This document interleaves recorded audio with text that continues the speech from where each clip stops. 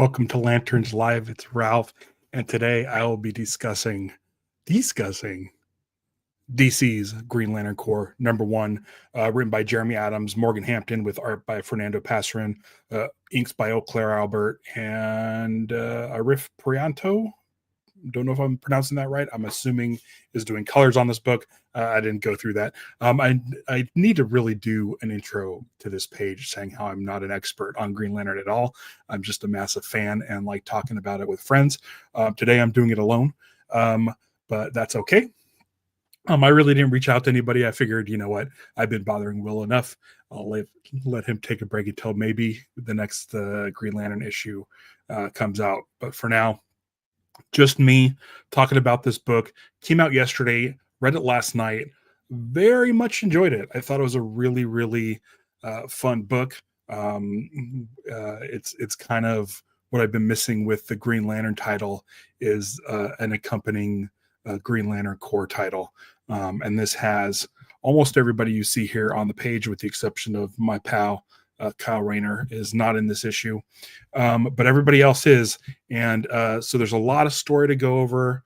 Well, not a lot of story, a lot of setup to go over where everybody is. And it's a good, solid first issue. I appreciate the price on this one was $3.99 as opposed to the normal $4.99, which is the price of Green Lantern. So we're off to a good start. Let me say this. I'm glad that Jeremy Adams is on board. He seems to be sort of doing what Jeff Johns did with his run on Green Lantern, which is sort of overseeing possibly the Green Lantern Corps. I don't know how long he's going to be on this book, and I'm not sure what he did and what Morgan Hampton did.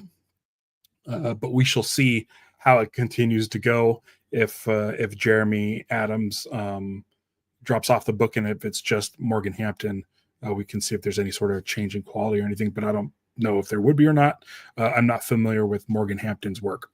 First thing right off the bat, there's a couple of things in this that I realized while reading this, and it's nothing against the artwork. I'm not really a fan of this design of John Stewart. I know it kind of came up in the Green Lantern War Journal episode, but there's something I kind of don't like about this sort of stripy look of that. But no issues with that. Everybody has their rings on the right hand. Everybody's boots are green, with the exception of Jessica Cruz, which is good. So no problems with the art. I noticed our last episode of Green Lantern Corps, or Green Lantern issue 19, where all the lanterns are sort of all facing in different sides of the cover image. I realized that like 3 of the lanterns have the rings on the left hand, and that it's like, it drove me nuts.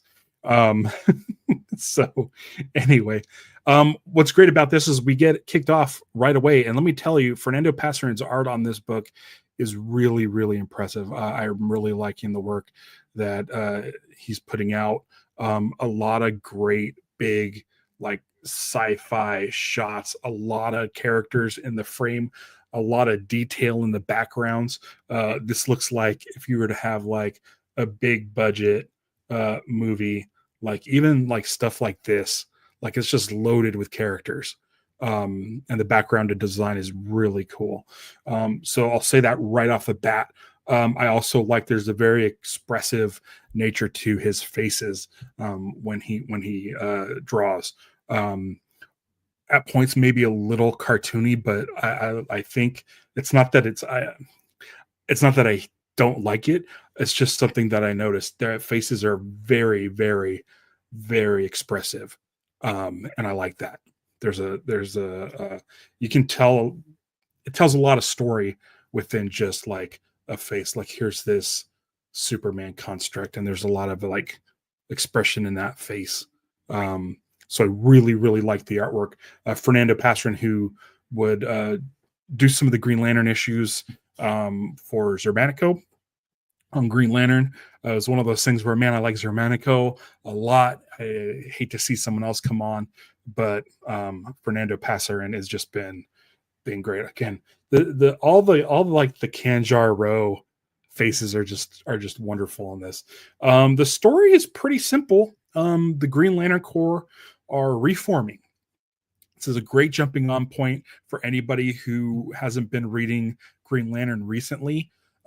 We get some exposition that the Sorrow Lantern is trying to build the battery, which we've gotten in the past, but it helps for new readers on this to get acquainted with what's going on.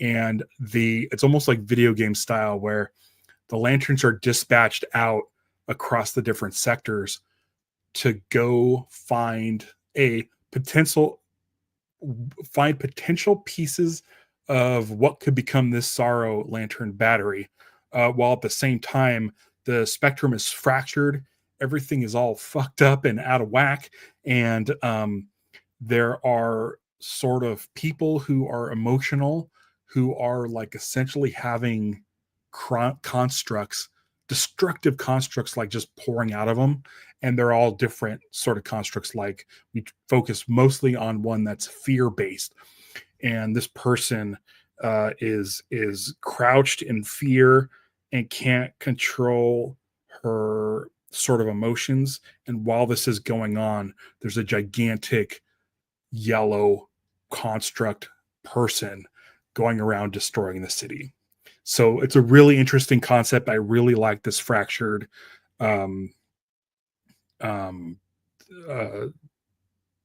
spectrum storyline. I lied. Here is actually in this very big like sort of splash page. We do have Kyle Rayner does make an appearance right there. And again, very, very happy they're going back to the classic Kyle emblem of the sort of yin yang half lantern design. So that's great. The story catches us up on a lot of lanterns. We get Joe with John, and one of my favorite things is Sam Humphrey's run on Green Lanterns, which starred Jessica Cruz and Simon Baz. And it is great to see Jessica Cruz and Simon Baz together. Joe's also getting paired up with Guy a lot, so we'll see how that goes. It's pretty interesting. My one sort of main issue with this book, and it's an issue now. It's a problem that I have now. I don't know where they're going with this storyline, but I'm hoping that it something comes of it, because I'm really not happy. Is Jessica's story. Jessica is essentially becoming like the new Salak. She seems like she is the person in charge of kind of overseeing missions, doing sort of I hate to say it, but like kind of secretarial work. She's being a secretary. Essentially, she's got a desk job.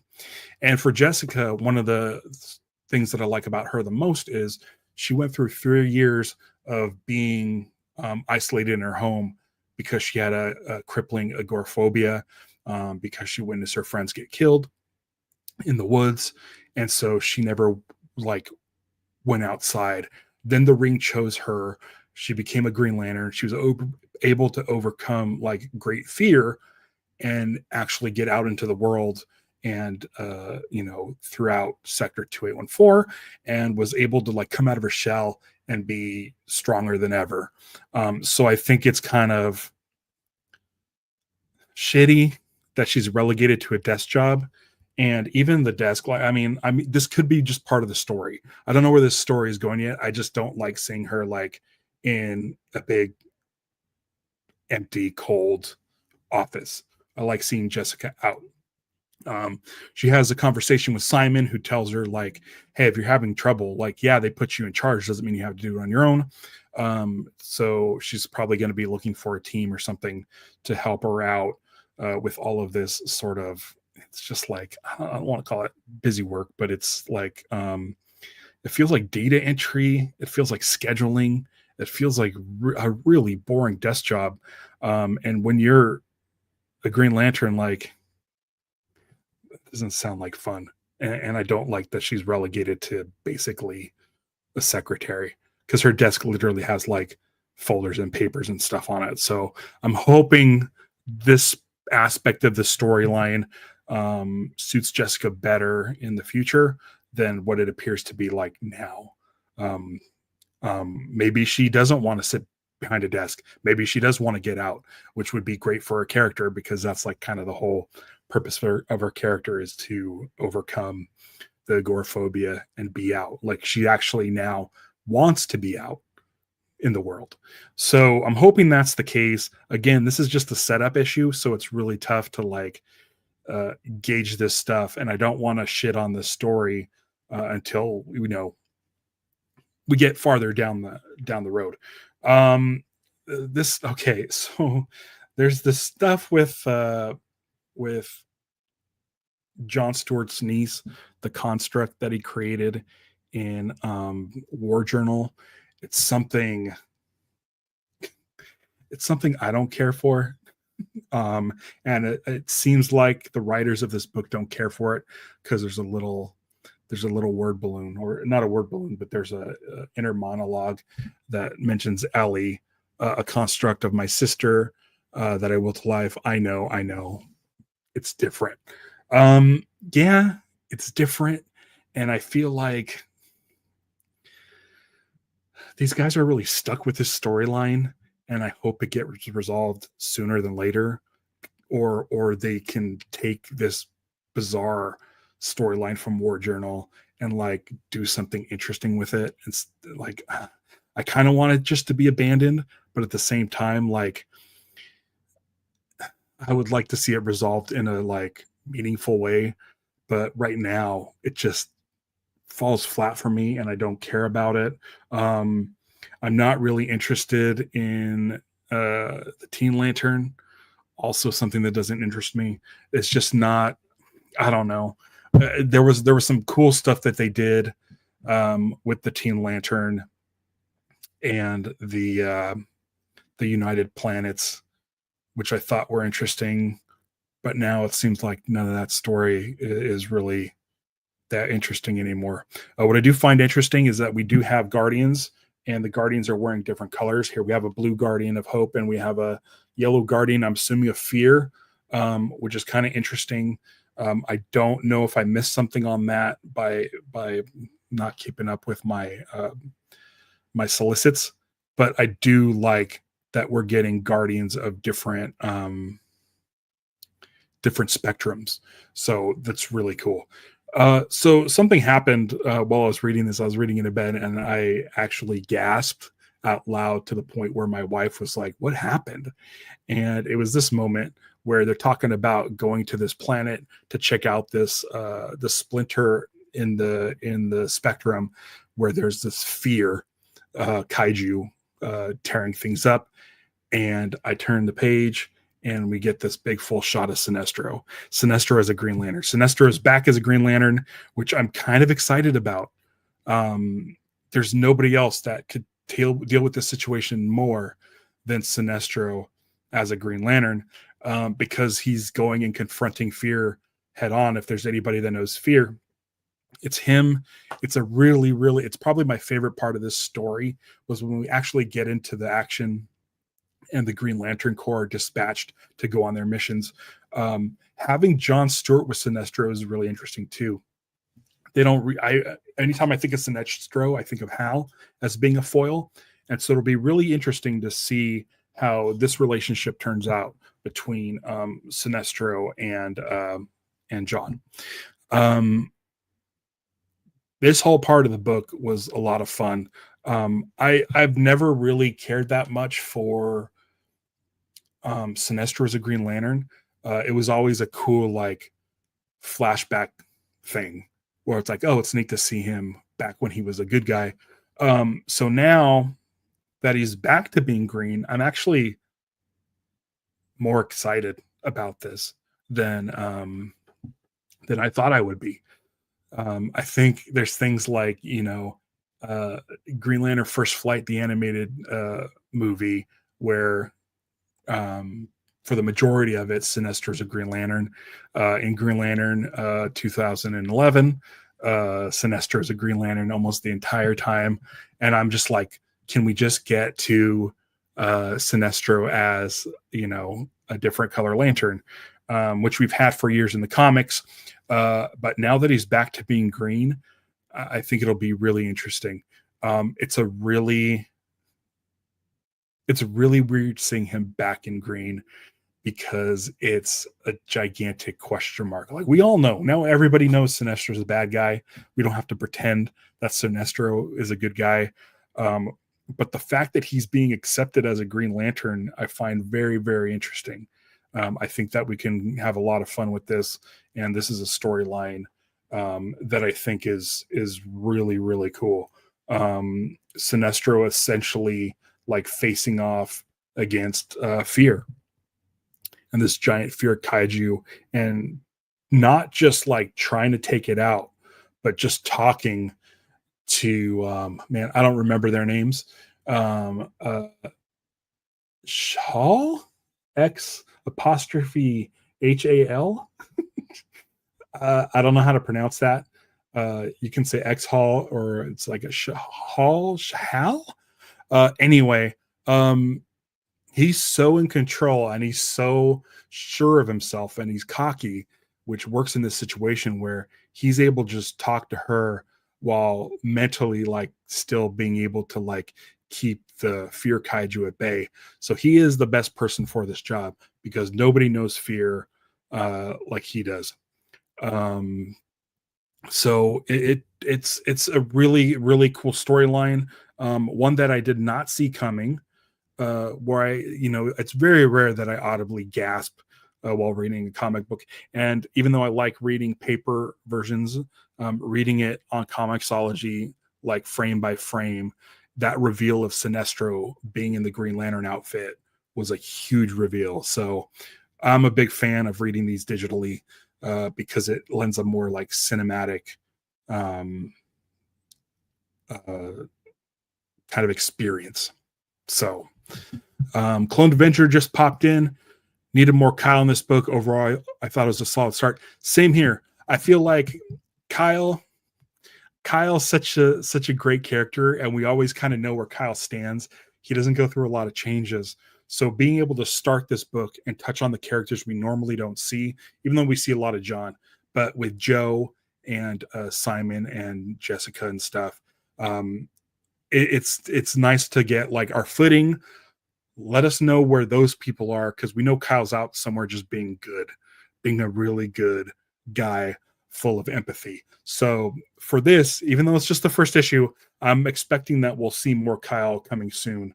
But like things like this, like just like Sinestro just being so calm and cool and relaxed under like what would normally be like a stressful situation was like, I think, a lot of fun.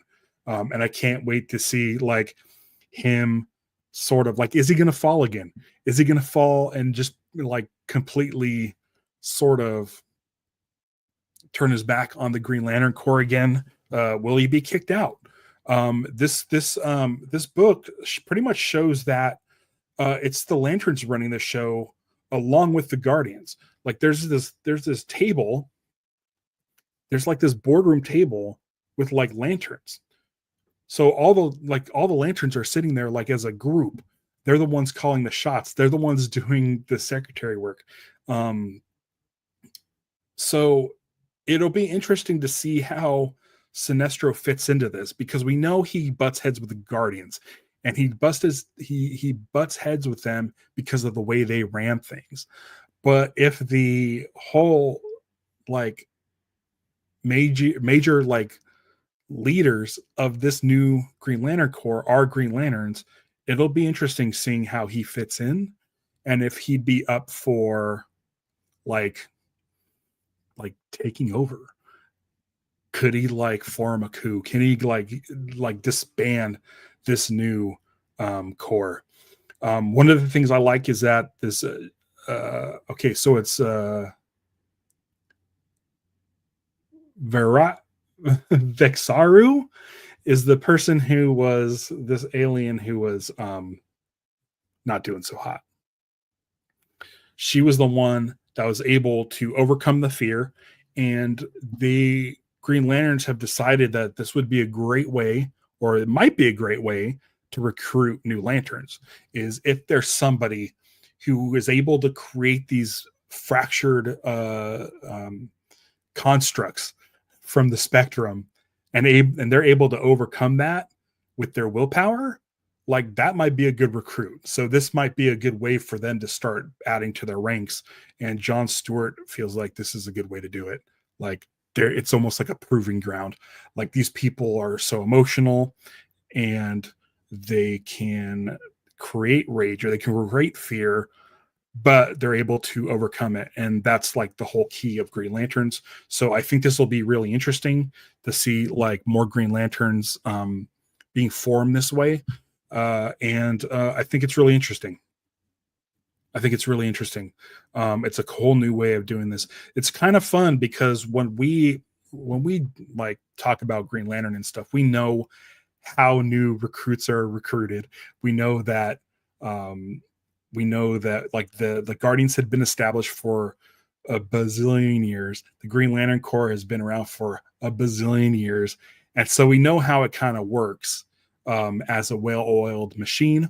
What we haven't seen is how it really, really started and where you start. Like this is the Green Lantern Corps with a clean slate.